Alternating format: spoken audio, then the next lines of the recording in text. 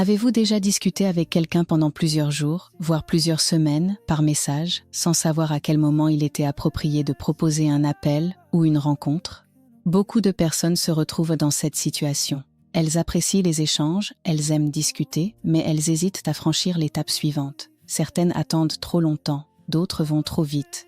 Et dans les deux cas, cela peut parfois créer un malaise ou une incompréhension. Aujourd'hui, nous allons parler d'un sujet important. Comment proposer un appel ou une rencontre avec respect, de manière naturelle, sans pression et sans mettre l'autre personne dans une situation inconfortable. Mais avant de poursuivre, je voudrais remercier notre partenaire Isabella Cruz-You. Chez Isabella Cruz-You, nous croyons qu'un homme qui prend soin de son apparence investit dans sa confiance, son image et son développement personnel. Nous proposons des vêtements, des accessoires et des produits de soins destinés aux hommes qui souhaitent améliorer leur style et se sentir bien dans leur peau. Chaque commande passée chez Isabella Cruz-You représente beaucoup plus qu'un simple achat. C'est aussi un soutien direct à notre travail. Grâce à votre confiance, nous pouvons continuer à produire des podcasts, des vidéos et du contenu éducatif pour cette communauté. Chaque commande nous encourage à poursuivre notre mission et à partager encore plus de contenu de qualité.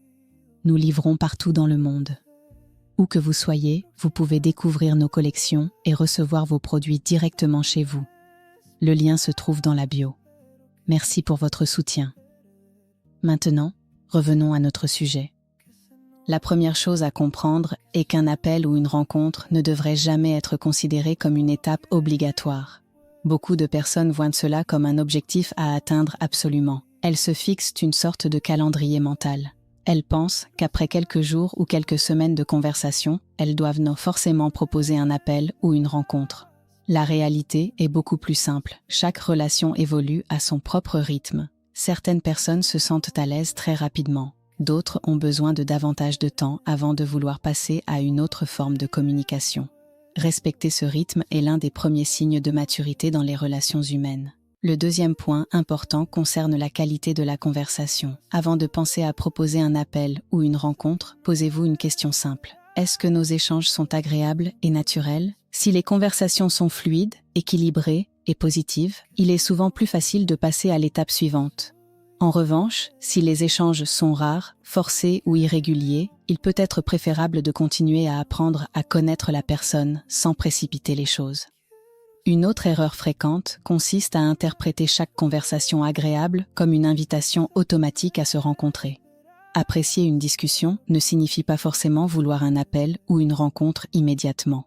C'est pourquoi il est essentiel de rester attentif aux signaux de confort et d'intérêt manifestés par l'autre personne tout au long des échanges. Parlons maintenant de la manière de proposer un appel. L'approche la plus simple est souvent la meilleure. Certaines personnes cherchent des formulations compliquées ou essaient de rendre la situation plus impressionnante qu'elle ne l'est réellement. En réalité, une proposition simple et respectueuse fonctionne généralement très bien. Par exemple, il est possible d'exprimer que la conversation est agréable et de demander si l'autre personne serait à l'aise avec l'idée d'un appel à un moment qui lui convient. L'élément le plus important n'est pas la formulation exacte. L'élément le plus important est de laisser une véritable liberté de choix. Lorsque quelqu'un sent qu'il peut accepter ou refuser sans pression, la communication devient beaucoup plus saine. La même logique s'applique lorsqu'il s'agit d'une rencontre. Une rencontre ne devrait jamais être présentée comme une obligation ou comme une preuve d'intérêt. Une personne peut apprécier une conversation tout en n'étant pas prête à rencontrer quelqu'un immédiatement. Respecter cette réalité est essentiel. L'une des qualités les plus appréciées dans les relations humaines est la capacité à respecter les limites des autres. Malheureusement, certaines personnes réagissent mal lorsqu'elles reçoivent une réponse négative ou hésitante. Elles deviennent insistantes, elles cherchent à convaincre, elles demandent des explications. Elles interprètent automatiquement le refus comme un rejet personnel. Pourtant, un refus ou une hésitation ne signifie pas nécessairement quelque chose de négatif. Il peut simplement refléter un besoin de temps, un emploi du temps chargé ou une préférence personnelle.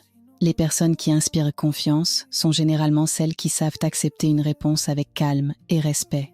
Parlons maintenant de l'importance du contexte. Une rencontre ou un appel a souvent plus de chances d'être apprécié lorsqu'il s'inscrit naturellement dans la continuité de la conversation. Par exemple, si vous échangez régulièrement sur un sujet commun, il peut être naturel de proposer d'en discuter davantage lors d'un appel.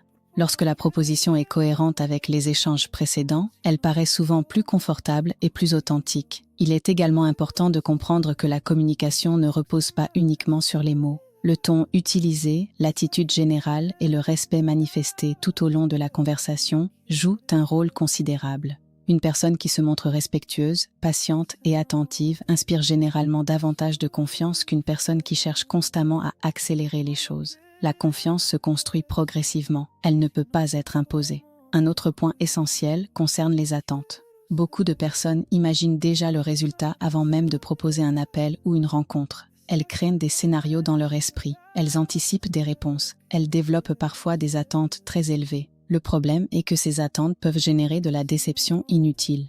Il est souvent préférable d'aborder les choses avec simplicité. Proposer un appel n'est qu'une proposition. Proposer une rencontre n'est qu'une invitation. L'autre personne reste libre de choisir ce qui lui convient. Cette approche permet de préserver une atmosphère détendue et respectueuse. En réalité, les meilleures relations commencent souvent par des échanges simples, sincères et naturels. Elles se développent progressivement grâce à la confiance, au respect mutuel et à une communication honnête. Il n'existe pas de formule magique ni de moment parfait applicable à tout le monde. Ce qui compte, c'est la qualité de la relation, le confort des deux personnes et la capacité à respecter le rythme de chacun. Lorsque vous privilégiez le respect plutôt que la pression, l'écoute plutôt que l'insistance et la patience plutôt que la précipitation, vous créez des conditions beaucoup plus favorables à des échanges authentiques. Si vous êtes arrivé jusqu'à la fin de cette vidéo, écrivez « Respect » dans les commentaires. J'aime toujours savoir qui regarde nos contenus jusqu'au bout. Et n'oubliez pas, chaque commande passée chez Isabella Cruz You représente un soutien direct à notre travail. Grâce à vous, nous pouvons continuer à produire des vidéos, des podcasts et du contenu de qualité pour cette communauté. Merci infiniment pour votre confiance. Pensez également à vous abonner à la chaîne, à aimer cette vidéo et à la partager avec une personne qui pourrait en tirer de la valeur. Merci pour votre attention et à très bientôt pour un nouvel épisode.